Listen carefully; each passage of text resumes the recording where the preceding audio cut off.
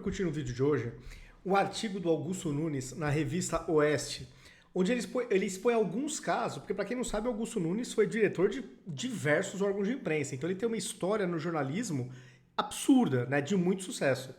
E ele conta aqui alguns casos do Grupo Folha que expõem, de fato, o padrão moral e o padrão, digamos assim, o padrão ético mesmo do Grupo Folha. Acordo que eles não cumprem, notícias que eles dão enviesadas, sabendo que não condiz com a realidade aquilo que eles estão induzindo os eleitores. Então, Augusto traz aqui alguns exemplos excelentes que, de fato, para quem tem alguma dúvida de como se comporta a Folha de São Paulo, qual que é o padrão editorial, quais são os valores mesmo do jornal, se alguém tem alguma dúvida, eu acho que com esse artigo aqui do Augusto Nunes, essa dúvida sana. E se você conhece também algum amigo seu que vive aplaudindo a Folha, que ama a Folha de São Paulo, envia esse vídeo para ele, compartilha, porque isso aqui é história do jornalismo. Esses casos que o Augusto Nunes trouxe é história do jornalismo brasileiro, de grupos que até hoje... E ele cita Estadão, Veja, Folha, mas de fato aquela que chama mais atenção no aspecto negativo é a Folha de São Paulo. Então, vamos para o artigo do Augusto, muito bom. Aliás, já deixem um like no vídeo também, compartilhem, porque vocês vão gostar, vale muito a pena. Começando aqui, o título do artigo dele é Delação Fantasiada de Jornalismo. E o subtítulo, Folha atropela a Constituição e viola sigilo da fonte alheia. Aqui ele vai comentar o caso do Alan dos Santos. É um dos casos que o Augusto cita, tá? Mas esse é o último, tem outros bem mais antigos que vale a pena. Começando o artigo do Augusto Nunes.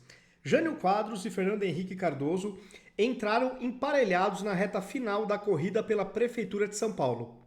A votação ocorreria no dia 15, uma sexta-feira, e me cabia cuidar da reportagem de capa da revista Veja, que incluiria obrigatoriamente o ainda imprevisível desfecho do duelo. Esse caso aqui é clássico, é famoso. Só antecipando rapidamente, foi quando tiraram uma foto do Fernando Henrique já sentado como se tivesse sido eleito prefeito de São Paulo. Ele acabou não sendo. Mas, bom, enfim, vocês vão entender aqui a história e tem Folha de São Paulo para variar. Para redigir o texto, eu teria parte da noite de sexta-feira e a madrugada de sábado. O problema era a foto. Como a capa da edição requeria cuidados que consumiam cerca de 48 horas, a imagem teria de ser produzida até o dia 13. E havia uma complicação adicional. O ex-presidente e senador, né, no caso o Fernando Henrique, deveria pousar para a câmera, separadamente, claro, sentados na cadeira, então ocupada pelo prefeito Mário Covas. Jânio nem quis conversa. Mandou um assessor avisar que não confiava em nenhum jornalista e encerrou o assunto. Ou seja, ele não queria bater uma foto antecipadamente na cadeira do prefeito. Não queria, não confiava em jornalista. O Fernando Henrique confiou, mas quem o traiu não foi o Augusto Nunes. E aí vocês vão entender. Continuando. Fernando Henrique aceitou de imediato a proposta da revista. Se não vencesse a eleição, receberia tanto as fotos reveladas quanto os negativos. Na tarde de quarta-feira, a sucessão de cliques se aproximava do fim quando uma assessora do candidato entrou no gabinete para transmitir-lhe a insatisfação de duas duplas, compostas de um repórter e um fotógrafo, acampadas na sala de espera. Os coleguinhas estão enciumados, informou a assessora, referindo-se aos jornalistas do Estadão e da Folha de São Paulo. Acham que a Veja tem tratamento privilegiado. Depois de alguns segundos de silêncio, Fernando Henrique quis saber se me opunha à entrada dos queixosos. Aí o Augusto falou, é o senhor quem decide. Mas acho bom deixar claro que as fotos estão embargadas até o encerramento da apuração. Os 4 jornalistas concordaram sem hesitação com os termos do acordo, ou seja, não poderia divulgar a foto. No dia seguinte, descobrimos que a Folha resolvera antecipar-se à Veja e ao Estadão. Super ético, né? Super ético. Lá estava a foto embargada, arrendando um latifúndio de papel na primeira página. Meu Deus. O Fernando Henrique tirou a foto com a condição de ela só ser exibida se ele fosse o vitorioso. Óbvio. E a Folha de São Paulo falou que não, tudo bem. Concordou o acordo. Falou sim, a gente concorda e vai cumprir. Então isso aqui expõe a hipocrisia e os valores da empresa mesmo, né? Quer dizer, não dá para confiar na palavra. Seguindo, o repórter alegou mais tarde que o editor de política se limitara a lembrar aos dois subordinados que nenhum deles estava autorizado a fechar acordos em nome do jornal. Ainda hoje, a foto é apresentada como prova do presunçoso assodamento de um poço de vaidade. Tremenda fake news. Fernando Henrique foi vítima de mais uma prova contundente de que a Folha não tem palavra.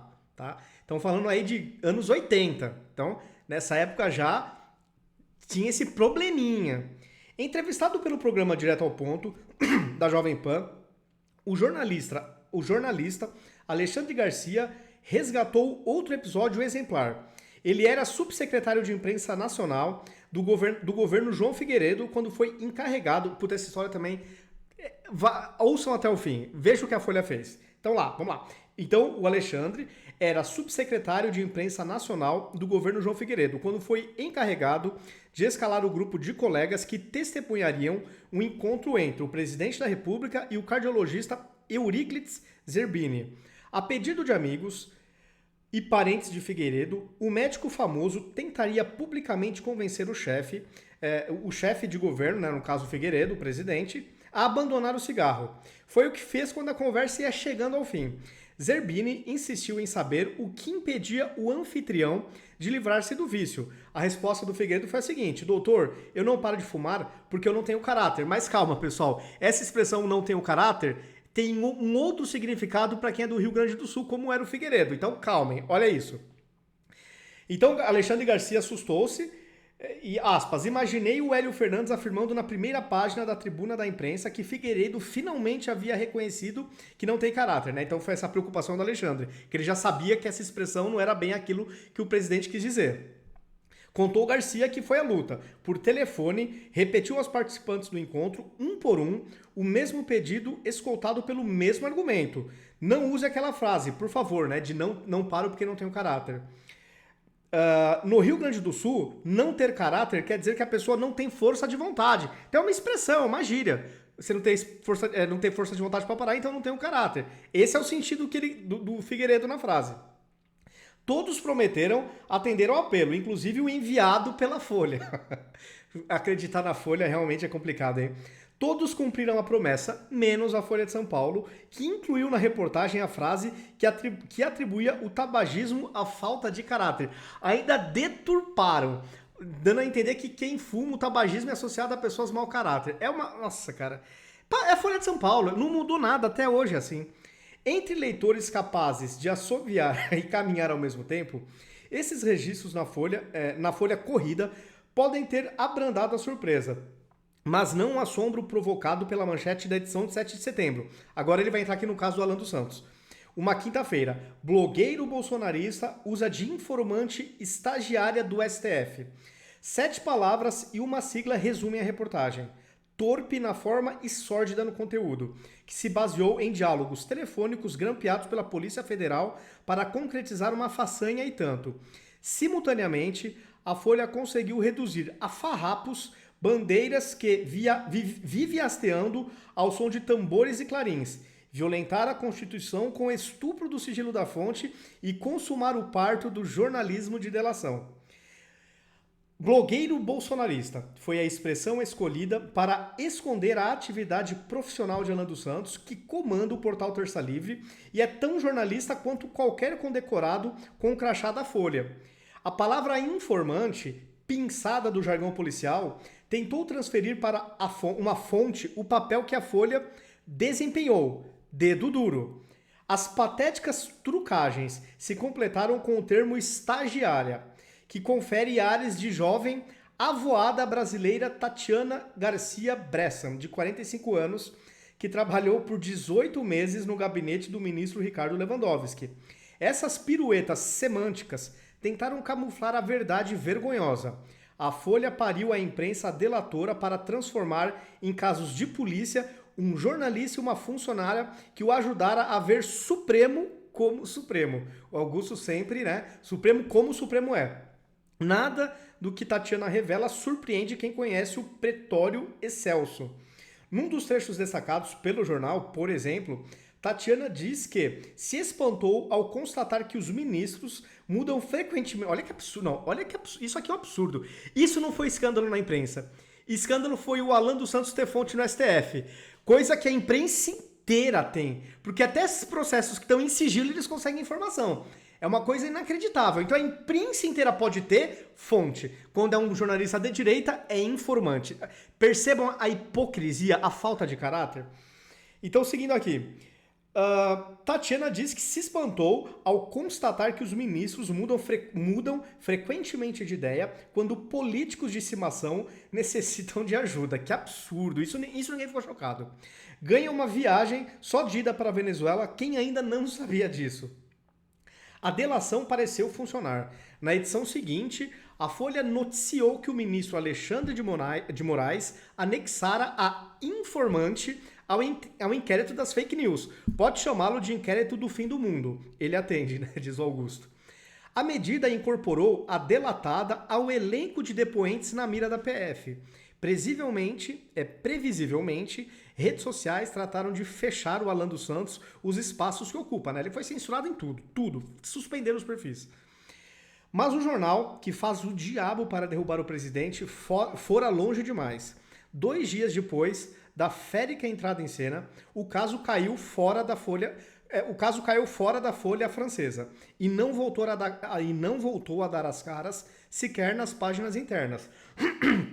O jornalista Nelson Rodrigues provavelmente teria sugerido que os autores da ignomínia sentassem no meio-fio, chorando lágrimas de esguicho, até se sentirem prontos para a expiação da torpeza numa sessão erramos, de página inteira. Em vez disso, os envolvidos no espetáculo da infâmia andam murmurando por aí que só jornalistas de verdade têm direito ao sigilo à fonte.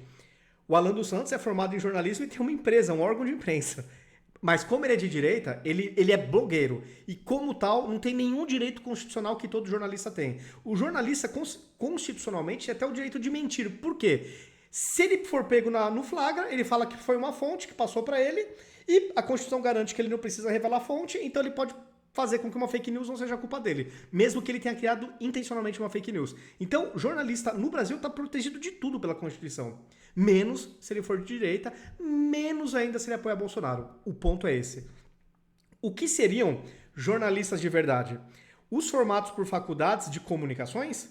De jeito nenhum. Garante o editorial da edição de 19 de junho de 2009, que exaltou o Supremo Tribunal Federal por ter abolido a exigência do diploma para exercício da profissão. Trecho. Então aqui é o Augusto citando um trecho da própria Folha de 2009, né? Mais de 10 anos atrás. Trecho. O que nunca se justificou e vai se tornando cada vez mais anacrônico diante da proliferação do jornalismo pela internet é restringir-se apenas aos detentores de diploma específico uma atividade que só se beneficia quando profissionais de outras áreas, médicos, biólogos, historiadores, filósofos, encontram lugar nas redações. Outro parágrafo ensina que esse tipo de impedimento, desconhecido na ampla maioria dos países democráticos, é incompatível com o direito à informação, com a liberdade profissional e com a realidade, cada vez mais complexa, do jornalismo contemporâneo. Ótimo, perfeito. Coerentemente, vagas na redação e cargos de chefia estão ao alcance de gente que nunca viu de perto um professor de jornalismo. O próprio Otavinho Freitas, que era o ex-diretor, né, da Folha, preparou-se para fundar a Folha Moderna na Faculdade de Direito do Largo São Francisco. É natural que tenha dispensado da apresentação de diplomas os originários de outras ramificações do conhecimento humano, que hoje integram o primeiro escalão, como Gustavo Patu, o Irá Machado, Hélio Schwartzman. Erros cometidos por algum deles não podem ser atribuídos à formação profissional. Não foi por falta de estudos específicos, por exemplo, que Schwartzman confessou torcer pela morte do Bolsonaro. O que falta é parafuso, ou juízo, ou caráter.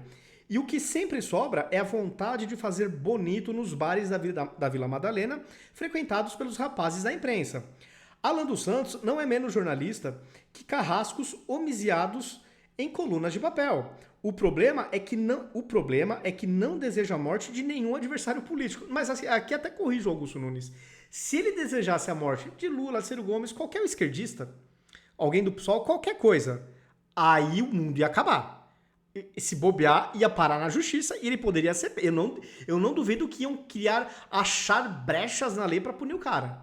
Isso eu não duvido. Pior, não apoia o impeachment de Jair Bolsonaro, outro crime do Alan dos Santos, claro. Pior ainda, convive muito bem com o presidente da República. Aí virou crime hediondo, né, do Alan dos Santos. O jornalista alvejado pela Folha decidiu processar Alexandre de Moraes pela quebra de sigilo da fonte. É mais uma evidência de que não houve nada de ilegal nas relações com Tatiana. Ainda que houvesse, ele seria beneficiário do precedente aberto por Glenn Greenwald. Exatamente isso. Ainda que houvesse, ele seria beneficiário. Já li. Suspeito de envolvimento no roubo de mensagens trocada entre juízes e procuradores federais. Aqui ele está citando o caso das mensagens roubadas do Sérgio Moro de autoridades do Telegram. Lembra esse caso do Glenn Greenwald? Então, ele foi beneficiado por isso. Ele não precisou revelar a fonte dele, quem foram os criminosos que roubaram a conversa. A polícia foi lá e descobriu. Mas o Glenn não falou e o STF deu o direito dele não falar. Por quê? A Constituição garante que jornalista não precisa revelar a fonte. Para o Glenn Greenwald, que é da esquerda, a Constituição valeu. É isso que o Augusto está falando. Suspeito de envolvimento no roubo de mensagens, beleza. Gilmar Mendes, que proibiu qualquer tipo de investigação contra o advogado Glenn Greenwald, que a Folha, em nome da coerência, deveria qualificar de blogueiro lulista. Exatamente. Não, mas quem é da esquerda, jornalista da esquerda, jamais vai receber o rótulo de blogueiro. Mesmo que seja blogueiro, mas aí vai ser jornalista. Só é blogueiro jornalistas que são de direita. E se forem apoiadores do Bolsonaro, aí eles não têm nenhum direito constitucional. Basicamente é isso que está acontecendo. Já que vai processar Alexandre de Moraes, Alan poderia interpelar a Folha e a Polícia Federal sobre o vazamento das conversas que teve com a funcionária do STF. Quem entregou a qual jornalista a transcrição dos diálogos telefônicos? Essa é a pergunta. Vai ser divertido ver a Folha, no esforço para livrar-se de enrascadas judiciais, recorrer ao sigilo da fonte que acabou de estuprar. Bom, cara, sinceramente, eu não consigo ver, no contexto que a gente tem hoje e com a formação do judiciário que a gente tem hoje, com os integrantes atuais, eu não consigo ver a Folha se ferrando em nenhuma questão judicial. No máximo, questões assim de pagar multa, coisa. Gente presa, eu duvido. A Folha e os jornalistas da Globo, da Folha, continuarão tendo todos os direitos constitucionais que os jornalistas têm que ter. Eles vão continuar tendo. Mas vão sempre aplaudir quando jornalistas de direita não têm esse direito garantido. E aí eles vão aplaudir e bater continência para o judiciário. É deplorável, é hipócrita, é canalha, é covarde. Mas esses são alguns dos exemplos que o Augusto Nunes trouxe dos anos 80, 90 e 2000, que mostra o padrão ético e moral da Folha de São Paulo. É isso, pessoal. Bom, comentem, gostaram ou não, deixem aí os seus comentários. Se curtiram o vídeo, compartilhem, me sigam nas redes sociais, ativem as notificações e até o próximo vídeo.